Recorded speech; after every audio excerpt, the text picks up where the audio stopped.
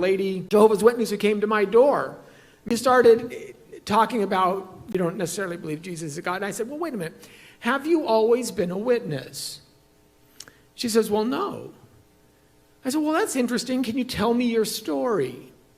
And she says, well, I grew up in a home. I had an older brother. He was someone that I just treasured, several years older than me, loved him. But my older brother was born with an intellectual impairment, but it caused him to act out in ways that were unspeakable. Now, I loved my brother, but eventually he passed away from this disease.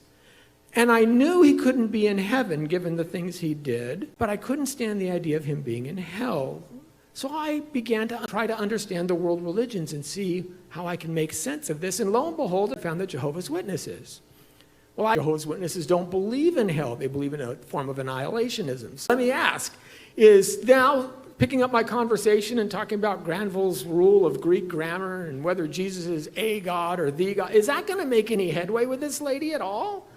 No.